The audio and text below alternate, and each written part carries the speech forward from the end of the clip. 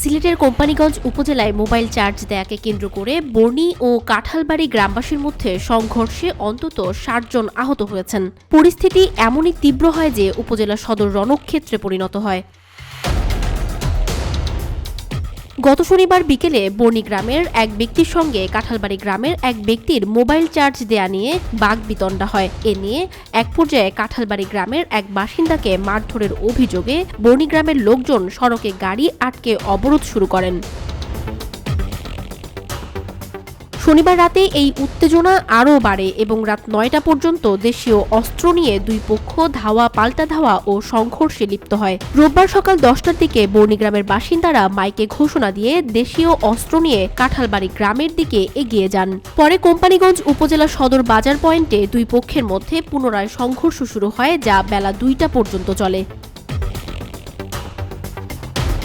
সংঘর্ষ চলাকালে সিলেট কোম্পানীগঞ্জ সড়কে যান চলাচল বন্ধ হয়ে যায় এবং সাদা পাথর পর্যটন কেন্দ্রে আসা যাওয়া করা পর্যটকদের গাড়ি আটকা পড়ে।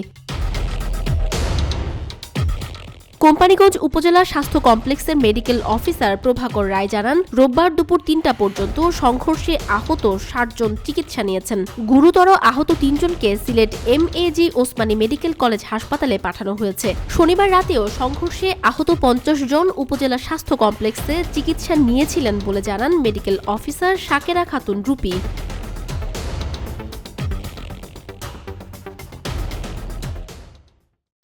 আমাদের যে কাঁঠালবাড়ির মানুষ ছিল এবং কোম্পানির মানুষ ছিল, তারা সাধারণ একটা ঘটনাকে কেন্দ্র করে মহা পরিমাণ তারা পরিকল্পনাভাবে তারা আমাদেরকে আক্রমণ করে এবং আমাদের দোকানপাট আমাদের যা কিছু আছে সবকিছু লুটপাট করে নিয়ে মোবাইল একজন রাখা গেছিল, আরেকজন নিতে আইছিল, দেয় নাই। তারপরে এটাকে একটা দুই কথা বলে এটাকে আপনার সাজানো হয়েছে, এটাকে অনেক বড় করা হয়েছে। কালকে রাত্রেও তারা আমাদের উপর হামলা করে, হামলা করার পর আমরা এই এক পর্যায়ে সেনাবাহিনী আসার পরে আমাদেরকে করে এখন কালকে শেষ ঘটনা, কিন্তু আজকে আবার তারা সকালে তারা বর্ণী এবং কোম্পানীগঞ্জ গ্রাম সহ আমাদের এখানে এসে হামলা করে। আমি কোনো মায়েরও নাই, আমার জীবন আমার অস্তিত্বের মাইর নাই, আমি মায়ের করি না। গরমে কোনো একটা মাল নাই, কেডা নিচে এটা সব আমরা চিনি। আমি নিরহ মানুষের অত মত, এটা তো আমার হয়েছে না।